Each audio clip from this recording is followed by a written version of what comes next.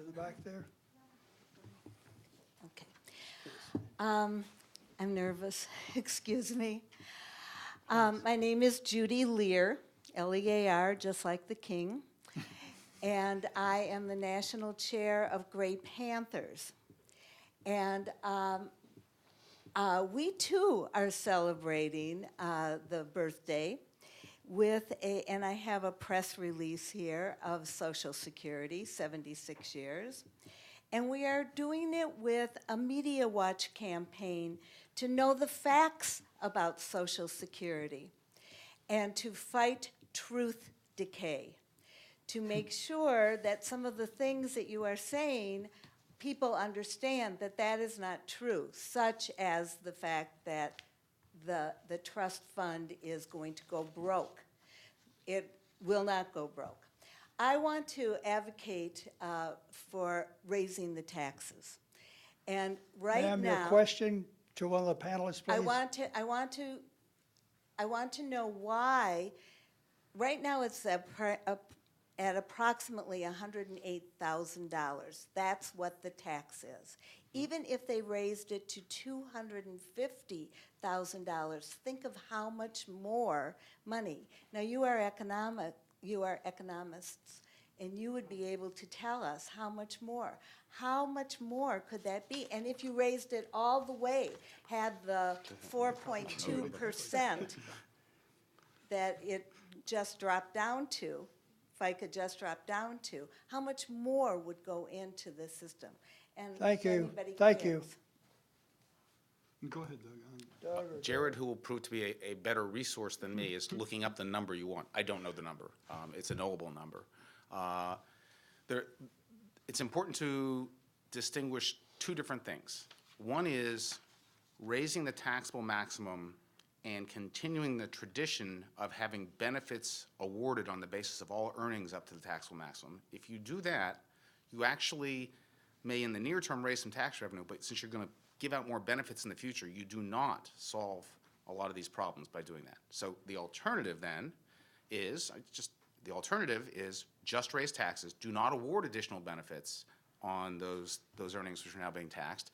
That changes the character of Social Security, and many people are uncomfortable with that idea, that you break this link between the tax base and the benefit base, and thus break a key feature of the system. So, as I said, I'm not wild about raising taxes per se, because number one, we've got lots of financial problems, and I don't think this one is going to be the one that drives us as much as some of the others.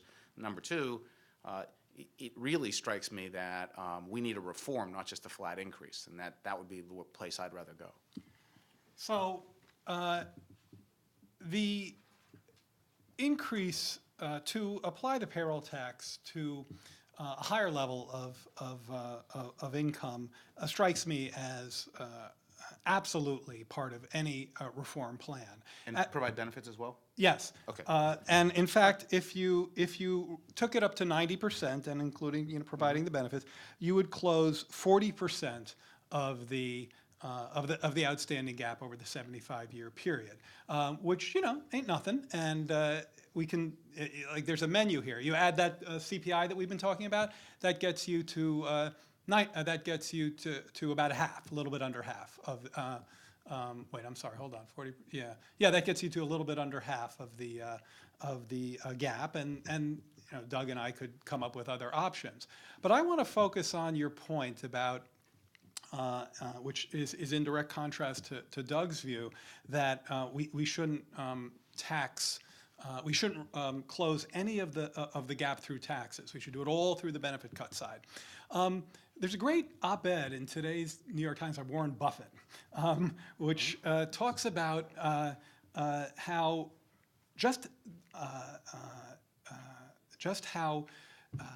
he calls it coddling millionaires, just how not only how much income is accumulated at the top of the scale, but how the taxes that those millionaires and billionaires are paying on those incomes have declined. And he talks about paying a 17% effective tax rate on his income, which I calculated to be $40 million. That's his taxable income. I'm sure he has all kinds of other things going on. So he's talking about paying a 17% rate, while he said everybody else in his office pays 20 to 30%. So there has been, the reason why you're now applying this payroll tax to such a considerably smaller share of the income scale. It's because of this concentration of earnings. So it's very important to tap some of that, correct some of this imbalance, especially when it's distributed through a progressive program that's as efficient and effective as Social Security. Let me respond briefly. Can I here. Yeah, belabor go ahead, the Doug. tax point? Yeah, I mean, so please. just so all the cards are on the table. I mean, Americans hold to be true two things which are contradictory. They believe that rich people don't pay taxes, they can always evade them, but we should get more money by taxing the rich. So someone is going to have to figure out how to resolve this contradiction, at least in my view. And the answer is, of course, to figure out how you want to tax the rich, which is to say, have a real tax reform that makes it impossible through financial manipulation to legally avoid taxes, which is a big chunk of what's going on. And I'd be all for that. And so I think that's the key. How you tax rich people, not just taxing them, matters. And a lot of the discussion, I think, is highly misplaced. Second issue is about fairness. If you look at Social Security per se, it already is fundamentally redistributory. So I hear this discussion that says we must raise these taxes on the rich people, and I want to take away their benefits, and the net impact is going to be the same. They're going to, on net, pay in more than they get out. And so I'm always baffled by the asymmetry in the discussion. I mean, it is about the net impact of the programs on people of different lifetime earnings, and that should be the focus in my view. Then lastly, fairness is in the eye of the beholder, and so there will never be a scientific adjudication of these disputes, but it strikes me that if you look broadly at entitlement programs, and for many in Social Security, it's been true that they paid in far less than they took out. Ida Mae Fuller, go through the other examples. That has been the history of the program. It will continue some, but not as much in the future. Certainly in Medicare and Medicaid, where the largest tax most Americans pay is the payroll tax, and they pay in far less than they ever get back in benefits.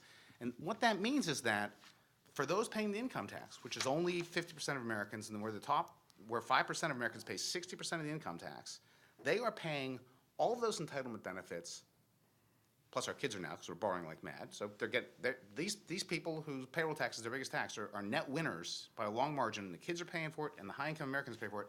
And the high-income Americans are providing all of the basic government that our founders envisioned. They're paying all the national defense, they're paying all the infrastructure, all the education, all the basic research. And it strikes me as quite odd when a tiny minority is providing all the government to say it's really unfair that they not provide more. It's just, I don't understand It's that. certainly not the case with payroll taxes. Payroll taxes are paid by everybody No, who works. that's right, but they're getting out more than they pay in. It's a Guys, progressive. let Coming out me, ahead. It's a I mean, they're coming out progressive. ahead. Absolutely. Let me intervene here a second and comment on that Social Security Trust Fund. I don't care what you tell me, it's broke. And the fact is, it's like a journalist once said, it's putting $50 of your paycheck in on Friday into a shoebox under your bed for your daughter's college education 18 years from now, but on Wednesday you borrow that 50 back and you put in an IOU.